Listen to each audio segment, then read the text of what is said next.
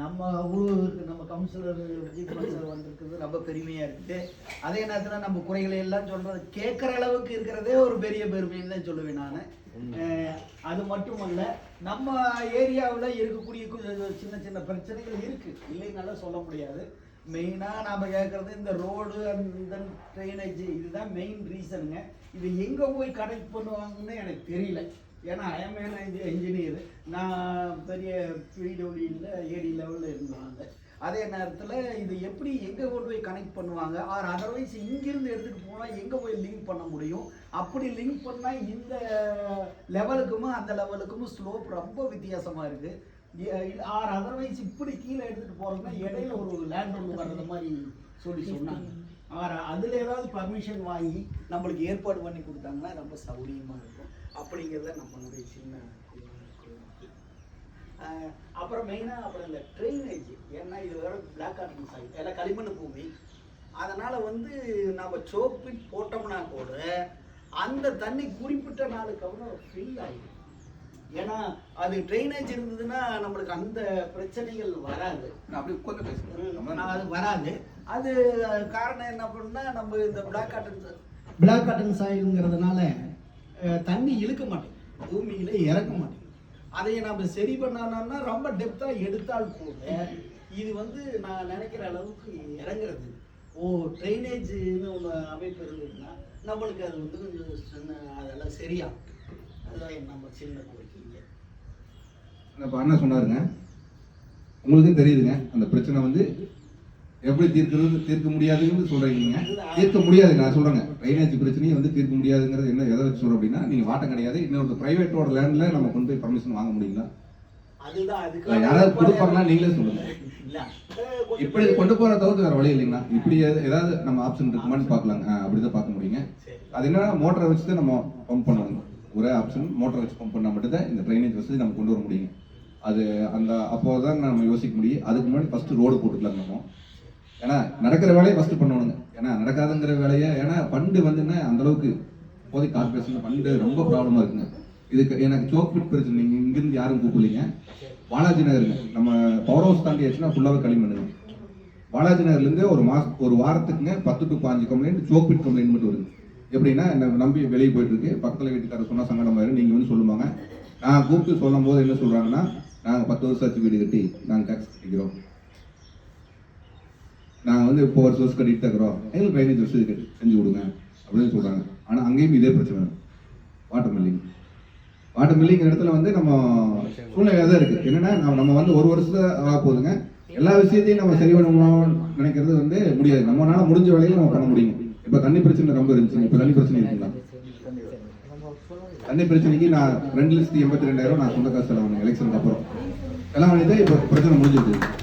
நேரில் 12 நாளைக்கு ஒருக்க தண்ணி வந்துச்சுங்க. இப்போ வாரத்துக்கு ஒருக்க தண்ணி வருதுங்க. பாலாஜி நகரில் இப்பவும் 10 நாளைக்கு ஒருக்க தான் வருதுங்க. 8 நாள் 10 நாளைக்கு ஒருக்க தான் வருதுங்க. அது என்னென்னா, டேங்க் அதிகமான வீடுக்கு அதிகமாகிடுச்சு. ஏன்னா வளர்ச்சியான ஏரியாங்க அது. அதனால டேங்க் கெப்பாசிட்டி கம்மியாக இருக்குது. பஞ்சாயத்தில் தலைவர் இருக்கும்போது போட்ட பைப் லைன் தான் அந்த வழியத்தை தண்ணி போயிட்டு இருக்குது. அதை எப்படி பார்த்தாலும் தீர்க்க முடியாது. நம்ம முயற்சி பண்ணி ஒரு 14 நாள் வந்துட்டு இப்போ 8 நாள் to 10 நாள் கொண்டு வந்துருக்கணும். அவ்வளோதான் பண்ண முடியும். அந்த மாதிரி என்னன்னா, சில பிரச்சனைகள் தீர்க்க முடியாமல் இருக்குதுங்க. அது எப்படி பண்ணணும்னா, மெயின் ஃபர்ஸ்ட் நம்ம பாலாஜி நகர் ஏரியாலே நம்ம வார்டு தாங்க. இந்த நகரை பற்றி பேசிட்டாங்க. அதில் நிறைய பிரச்சனை இல்லை. அது என்னன்னா, மெயின் ட்ரைனேஜ் மெயின் ஒரு ட்ரைனேஜ் கட்டி கொடுத்தா மட்டும்தான் கனெக்ட் பண்ண முடியுங்க. ஆனால் அந்த மெயின் ட்ரைனேஜ் கிட்டத்தட்ட ஒரு 4-5 கோடி ரூபாய் இருந்தால், குறைஞ்சது 4-5 கோடி ரூபாய் இருந்தால் தான் அந்த மெயின் ட்ரைனேஜை கொண்டு வர முடியுங்க. அது இப்போதைக்கு சாத்தியம் இல்லைங்க. அதனால அந்த ஏரியாலையும் எனக்கு அந்த ட்ரைனேஜ் பிரச்சனை இருக்குங்க. அதாங்க 10 to 15 ஒரு வாரத்துக்கு. அப்போ மாதத்துக்கு 40 to 50 கம்ப்ளைண்ட் வருதுங்க. நம்ம கார்பரேஷன் சூப்பர்வைசர் சொல்லி அவங்கள போய் வார்டு பண்ண சொல்லி தண்ணி பைப் கட் பண்ணிடுன்னு சொல்லி, இது வாடகை கொடுக்குறாங்க. தண்ணி பைப்பு ஒரு 2 இடத்துல கட் பண்ணுங்க. கட் பண்ணதுக்கு அப்புறம் தான் போட்டாங்க. அந்த மாதிரி இது சொந்த வீட்டுக்காரரை போய் நம்ம அப்படி கட் பண்ண முடியாதுங்க. கொஞ்சம் லேட் ஆகுதுங்க சரி பண்ணி கொடுக்குறதுக்கு. அவர் எங்கள் பக்கத்தில் வீட்டுக்காரங்க நம்மளை கூப்பிட்டு சங்கட போகிறாங்க, என்னங்க உங்கள்கிட்ட சொன்னால் வேலை முடிச்சு கொடுக்க மாட்டேங்குன்னு சொல்கிறாங்க. ஆனால் அது பண்ண வேண்டியது வீட்டுக்காரர். இந்த மாதிரி பிரச்சனையெல்லாம் இருக்குதுங்க. அது எல்லா பக்கமே இருக்குதுங்க. பாதி வீட்டுக்கு கிட்டத்தட்ட ஒரு 4000 வீட்டுக்கு இந்த சோக்பிட் கம்ப்ளைண்ட் இருக்குது. நம்ம இப்படி தான் கொண்டு போகணும். இப்போ நாம சேம்பர் மாதிரி ஒரு குறிப்பிட்ட லெவல் சேம்பர் மாதிரி கட்டி ஒவ்வொரு இது இருக்குங்க. அந்த சேம்பர்ல இருந்து பைப் கொஞ்சம் ரைஸ் பண்ணி கொண்டுட்டு வந்தோம்னா நம்ம வந்து என்னன்னா இப்போ நீங்க சொல்ற இதைய வந்து நான் போய் நம்ம மாநகராட்சி நம்ம சொல்றோங்க, அவங்க தான் வந்து எல்லாம் உங்களுக்கு தெரிஞ்சிருக்கு. அவங்க ஏடபிள்யூ எஸ்பிஆர் இவங்கெல்லாம் வந்து பார்த்து தான் வந்து வாட்டம் இருக்கா இல்லையான்னு அவங்க தான் வந்து டிசைன் பண்ணுவாங்க. அதை வந்து நம்ம பண்ண முடியாதுங்க. இப்போ நான் வந்து இந்த நகரை பொறுத்த வரைக்கும் ரோடு போடணும்னு சொன்னா பெரிய நகர் நான் வந்து இந்த நகர் கொடுத்துட்டுன்னு வச்சுக்கல, அவங்க வந்து தான் வந்து எவ்வளோ மீட்டர் நடந்து அது எவ்வளோ செலவாகு எந்த கான்ட்ராக்டர் எடுக்கிறாங்க அதெல்லாமே முடிவு பண்ணுறது எல்லாமே அவங்க தரமாக போடுறாங்கன்னு செக் பண்ணுறதை நம்ம அவங்களோட இது கார்பரேஷன் பொறுத்த வரைக்கும். பஞ்சாயத்து கவுன்சிலராக இருந்தாங்கன்னா நம்ம ஃபீல்டுக்குள்ள நம்ம இறங்கி பண்ணலாங்க. நம்ம இன்னைக்கு கை காசு போட்டு நாளைக்கு வந்து நம்ம எடுக்கலாம். இப்போல்லாம் அப்படி கிடையாதுங்க. 1000 ரூபா போட்டாலும் 1 லட்சம் போட்டாலுமே அன்னைக்கு போட்டு அன்னையோட முடிஞ்சுங்க. அது டெண்டரை வச்சு இது ஆகாம நம்ம நடக்காதுங்க. அண்ணனை பாட்டு போய் நீ போய் பாட்டு ஒரு 2 மாதம் இருக்குன்னா இப்போ தான் வந்துருக்குது 7ஆம் தேதி இப்படி டெண்டரை வைக்கிறாங்க. டெண்டரை வச்சதுலேருந்து ஒரு 2 மாதம் ஆகுது. அந்த மாதிரி தான் வேலை வந்து இன்னைக்கு ஓகேன்னு சொல்லிட்டு போனாங்கன்னா கிட்டத்தட்ட 3 to 4 மாதம் வேலை ஸ்டார்ட் பண்ணுறக்காது. அந்த மாதிரி லேட்டாக தான் ப்ராசஸ் ஆகும் கார்பரேஷன் பொறுத்த வரைக்கும். ட்ரைனேஜ் பார்த்துக்கலாம், அது ஃபியூச்சரில் என்ன பண்ணலான்னு பார்த்துக்கலாம். லாரி வருமா கண்ணு நேரங்க இந்த சோப்பு நிறைய போது கார்பரேஷன் லாரி வராது. நம்ம சொந்த எடுக்கணும். கார்பரேஷன் லாரியும் நிறைய பேர் கேட்குறாங்க. அது ஒன்றுங்க, நாய் வந்து இந்த நாய் பிரச்சனை இருக்குது. இங்கே இருக்குதுன்னு தெரியல, இருக்குதுங்க. நானே சொல்றேன், நம்ம 100 வார்டு கார்பரேஷன் இல்லைங்க, 1,28,000 நாய் இருக்குதுங்க. 100 வார்டு இல்லைங்க, கிழக்கு மாநிலத்தில் 28,000 நாய் இருக்குது. கிழக்கு மாநிலத்தில் ஒரு வார்டுக்கு 1,500 நாய் இருக்குதுங்க. ஒரு வார்டுக்கு நாயை பிடிச்சிட்டு போய் என்ன பண்ணுவாங்கன்னா கருத்தடை பண்ணி எங்க பிடிச்சிட்டு போறாங்களோ அங்கதான் கொண்டு விடுவாங்க. நாயை பிடிச்சிட்டு போய் அவங்க இது பண்ண மாட்டாங்க, கருத்தடை பண்ணி கொண்டு விடுவாங்க. இதுவரைக்கும் கோயம்புத்தூர் 2000 நாய் தான் கருத்தடை பண்ணியிருக்காங்க. இதுவரைக்கும் 2000 பண்ணியிருக்காங்க. அப்போ 1,28,000 நாய்க்குன்னா நம்ம எப்படி வருவாங்க என்ன வருவாங்க. இப்பதான் வந்து போன மீட்டிங்ல நிறைய பிரச்சனை பேசிங்க கவுன்சிலர் கிட்ட வந்து கையில் வாங்கிட்டு வந்தா அந்த பணம் கொடுக்குன்னு சொல்லியிருக்காங்க. ஆனா அந்த நாய் கருத்தடை பண்ண இடம் 2 இடம் தான் இருக்குங்க. தெற்கு மண்டலத்தில் இருக்குது. அங்கிருந்து இங்க வர வச்சு நம்ம பிடிக்கணும்னா ஒரு 10 நாய் பிடிச்சாங்கன்னா அடுத்த மாசம் இதை வந்து 10 நாய் பிடிப்போம். அந்த மாதிரி சூழ்நிலை தான் இருக்குங்க. இப்போ 2 இது சென்டர் போட்டுருக்காங்க.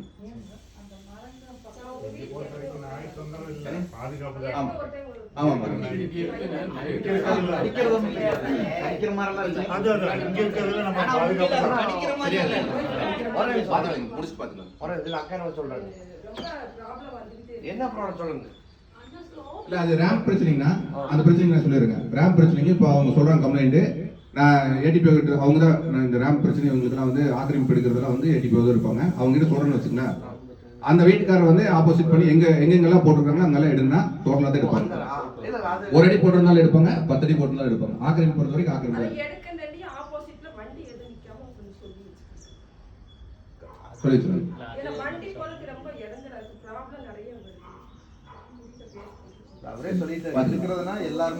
என்னன்னா இப்போ 2 வீட்டுக்காரர் சண்டை போடுது, அந்த பிரச்சனை அங்க போகுதுங்க. ஆல்ரெடி ஜிகே நகர்ல நம்ம வார்டுல ஜிகே நகர்ல 8வது வார்டு ஜிகே நகர்ல வந்து கமிஷனர் பெட்டிஷன் போட்டு எடுத்துட்டாங்க. அதுக்கு என்னை கூப்பிட்டாங்க, நான் போயிருந்தேங்க. நான் போய் கூப்பிட்டப்போ அவங்க சொல்றாங்க, அவங்க சொல்றது 2 விதத்துலயும் நியாயம் கிடையாதுங்க. ஆனா ஒரு நியாயப்படுத்தி பேசுறாங்க. அக்ரியில வந்து ஒரு நல்ல ஒரு ஆபீசரா இருக்காங்கன்னா அதுக்கு வந்து 2-3 இடத்துல ரெக்கமெண்ட் பிடிச்சி என்னை கூப்பிட்டு அங்க வந்து சொல்றாங்க. கிட்டத்தட்ட ஒரு 10 அடிக்கு போட்டு வச்சிருந்தாங்க. பின்னாடி வந்து கார்னர் சைட்டுங்க. பின்னாடி வந்து ஒரு 3 அடிக்கு ஒரு இவ்வளோத்தோடு செவரு கட்டிங்க. அதுக்கப்புறம் கிரில் மாதிரி போட்டு வச்சிருக்காங்க. கார்னர் 23 அவங்க வந்து என்னன்னா அவங்க சொல்ற பார்த்தீங்கன்னா எல்லா வீட்லையும் எடுத்துங்க, எல்லா வீட்லையும் எடுத்து சொல்றாங்க. அந்த மாதிரி ரேம்ப் பிரச்சனைனா அது உள்ள வந்தாச்சுன்னா பொதுவாக வந்து அது யாருக்கு சங்கடமாச்சுனாலுமே நம்ம அது இந்த மாதிரி தான் போய் முடியும். ப்ராப்ளம் என்னன்னா குட்டை மேலே வந்துருச்சு. இதை உண்மையான ப்ரொசீஜர் ஏன் ப்ராப்ளம் வருதுன்னா இவங்க வந்து எல்லாமே ஃபர்ஸ்ட் வந்து கீழே இந்த மட்டத்துக்காக வச்சு கட்டிட்டாங்க. குட்டை மேலே இருக்கிறதுனால வீடை கைட்டு தூக்கி கட்டுற நிலைமை வந்துடுது. நாளைக்கு பின்னாடி இருக்கிற வீடுல என்னன்னா தண்ணி போகாது அப்படின்னு சொல்லிட்டு அந்த மட்டத்தில் வச்சு கட்டிடுறாங்க. இப்போ ஃப்ரெண்டு வீடு இருக்குன்னு வச்சுக்கல, குட்டை வந்துச்சு நாளைக்கு என்ன பண்ண முடியும்? அதுக்காக வீட்டை தூக்கி கட்டுறப்ப அந்த வீட்டுல இருந்து கீழே இறக்கி போடுறோம். ஆனா எப்படி நம்ம ரேம்ப் வந்து பாத்தீங்கன்னா நாளைக்கு ஆக்சுவலாக வந்து பார்த்தீங்கன்னா குட்டை வந்து கிட்டே இருக்குது சார். இப்போ அந்த குட்டையிலேருந்து இந்த ரோடு பேஸ் பண்ணுறப்ப அந்த ரோடு இருக்குது. நாளைக்கு ரோடு போடுறப்ப கண்டிப்பாக நீங்கள் சப்போஸ் 1 அடி 2 அடி தூக்கிட்டீங்கன்னா வேறு வழி இல்லை. அப்போ நாளைக்கு ஃபியூச்சரில் வந்து வீட்டு மேலே தூக்க முடியாது. ரேம்ப் மட்டும் தான் அட்ஜஸ்ட் பண்ண முடியும். அப்ப ரேம்ப் போறப்ப என்ன பண்ணணும், வெளியில இருந்து தான் ஆகணும். 20 அடி ரோடா போச்சு, சைட் சின்ன சைட்டா போச்சு, எப்படிங்க சார் ஒண்ணுமே பண்ண முடியாது. அது கரெக்ட் தானே? இல்ல அது கரெக்ட் தான். அதுக்கு என்ன பண்ணணும் அப்படின்னா ரேம்ப் சுத்தியும் கொஞ்சம் மண்ணு போட்டு விடணும். நம்ம தான் ரேம்ப் தூக்குறோம், 2 பக்கம் மண்ணு போட்டு விட்டா அவங்க ஏறி போய்க்குவாங்க, அது பிரச்சனை வராது. அப்படி போட்டேன்னா நான் மண்ணு போட்டேன்னா இப்ப இங்க நான் மண்ணு போட்டேன்னா அவங்க வீட்டுல தண்ணி நிக்கும். ஆப்போசிட் போடுறது தண்ணி போடுறது வழியே இல்ல. வீட்டுக்குள்ளீங்க ஹைட் இருக்குல்லைங்க, ரேம்ப் பண்றீங்கன்னா நீங்க உங்க வீட்டுக்குள்ள ஹைட்டை கம்மி நான் பண்ணிக்கணும். சார் என் வீட்டுக்கு முன்னாடி நான் மண்ணு போட்டுருவேன். இப்ப இவங்க வீட்டுக்கு என்ன பண்ணுவாங்க? அவர் சொல்றது உங்களுக்கு புரியும். நீங்க இந்த உள்ள இருந்தா ரேம்ப் போடுறாங்க, அப்படியே இப்போ பர்மிஷன் கொடுக்குறாங்க கார்பரேஷன். பண்ணா நீங்க பண்ண வேண்டியது, நீங்க உங்க வீட்டுக்குள்ள வந்துடணும் ஃபர்ஸ்ட். ரோடு மட்டும் நீங்க வீட்டை கட்டிருக்கீங்க, இங்க உள்ள கார் பார்க்கிங் வச்சுக்கங்க. உங்க படிக்கு ஏறும்போது 3 படிக்கிற 5 படியே வச்சுக்கங்க. அல்லது ரேம்ப் வந்து ஸ்டார்ட் ஆகுது, கேட்ல இருந்து ஸ்டார்ட் பண்ணி ரேம்ப் கொண்டு போய் வீடு வரைக்கும். இப்போ வந்து அப்படியே தான் கொடுக்குறாங்க. எல்லாரும் போட்டி இருக்கிற 20 அடி ரோட்ல 18 தான் இருக்கு. 18 நான் ஒரு 9 அடி, எந்த வீடு ஒரு 9 அடி கட்டினாங்கன்னா கடைசி வீட்டுக்கு போயிட்டு ஏறதான். இல்ல அது அவர் சொல்றது கரெக்ட். ரேம்புங்கிறது இப்போ தவிர்க்க முடியாது. இப்போ இருக்கிற நேரில் ஒரு லிமிட் வச்சுட்டு அதுக்கு மேல இருந்தா நம்ம அடிக்க சார் சொல்லலாம். இப்ப எல்லாரும் என்ன பண்ணிருக்காங்கன்னா நாளைக்கு ரோடு ஏத்துறப்ப அந்த பேஸுக்காக ஏத்தி தான் பண்ணுவாங்களான்னு எல்லாருமே அப்படிதான் இதெல்லாம் பண்ணோம்னா அந்த ப்ராஜெக்ட் இது ரொம்ப அதிகமா தெரியாது. அது எப்படின்னு தெரியாது. கார்பரேஷன் வந்து என்ன பண்ணுவாங்க தெரியாது. சப்போஸ் இல்ல கார்பரேஷன் வந்து என்னன்னா ஆக்கிரமிப்பு இருந்துச்சுன்னா எடுத்துருவாங்க. கம்ப்ளைண்ட் பண்ணாங்கன்னா கண்டிப்பா எடுத்துருவாங்க. அதுல வந்து எந்த விதமான மாற்றம் இல்லை. நீங்க கம்ப்ளைண்ட் பண்ணாலும் எடுப்பாங்க, யார் கம்ப்ளைண்ட் பண்ணாலும் எடுப்பாங்க. கடைசி வரைக்கும் எடுத்துருவோம். ஆமா, முதல்ல இருந்து கடைசி வரைக்கும் எடுப்பாங்க. அது நம்ம உணவே பண்ண முடியும். இப்போ வந்து இவர் சொல்ற மாதிரி வந்து என்னன்னா ரேம்ப் வந்து உள்ளதான் போடணும் அப்படின்னு சொல்லிட்டு ஒரு சில பஞ்சாயத்துல எல்லாம் வந்து புதுக்கோட்டை பஞ்சாயத்துல இருக்குங்களா, அங்கெல்லாம் வந்து போய் பார்த்துட்டு தான் வந்து அப்ரூவல் கொடுக்குறாங்க. இது வந்து பேசிக் காமன் சென்ஸ். வீடு கட்டுறவங்க அதாவது 50 வருஷத்துக்கு வேணா பிளான் பண்ணிக்க, 10 அடி ரூஃபுக்கு பதிலா 14 அடி ரூஃப் கட்டிங்க. 20 வருஷம் கழிச்சு வீட்டை 6 அடி வேணா ஹைட் பண்ணிக்கலாம் உள்ள. இது மாத்திட்டே இருக்க முடியாது. ரோட்ல கட்டுறோம்னு சொல்லிட்டு வீட்டை 10 அடி கட்டிட்டோம்னா வீடு உள்ளதான் போகும். ரோடு திருப்பி போடுவாங்க. 10 வருஷம் ரோடு அதிகம் பண்ணணும் சந்தேகப்பட்டீங்கன்னா உள்ள ரூஃப் 12 அடி கட்டிங்க, 14 அடி கட்டிங்க. 20 வருஷம் மட்டும் அதிகம் பண்ணிக்கலாம், 2 அடி அதிகம் பண்ணிக்கலாம். ரேம்ப் போற வீட்டுக்குள்ள தான் வரணும். கேட் மட்டும் ஈக்குவலா தான் இருக்கிறது. ஃபர்ஸ்ட் அது ஒரு காமன் சென்ஸ்.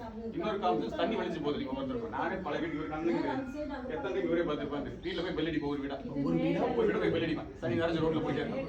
வீட்டை கட்டுறாங்க, 300 ரூபாய்க்கு ஒரு ஃப்ளோட் வால் மாட்டி தண்ணி க்ளோஸ் பண்றதுக்கு வழி இல்ல. ஃப்ளோட் வால் மாட்டினா சொல்யூஷன் இதெல்லாம். தண்ணிக்கு எனக்கு 200 ஃபோன் வந்துச்சு. எனக்கு 2 பேர் கூப்பிட்டு சொன்னாங்க, பரவாயில்லைங்க தண்ணி வருது, இப்போ தண்ணி பிரச்சனை இல்லைன்னு 200 ஃபோன் ஒரு நாளைக்கு கட்டணும். நான் கவுன்சிலரான புதுசுல 2 பேர் மட்டும் தான் எனக்கு கூப்பிட்டு சொன்னாங்க, பரவாயில்லைங்க தண்ணி வருதுங்க ரொம்ப நன்றிங்க. 2 பேர் தான் சொன்னாங்க. அந்த மாதிரி வந்து என்ன நிறைய இப்போ பிள்ளையார் கோயில் வீதியில் மட்டும் ஒருத்தர் கூப்பிடுறாங்க, யாருன்னு தெரியலங்க. தண்ணி நம்பிடுச்சுன்னா கூப்பிட்டு சொல்றாங்க.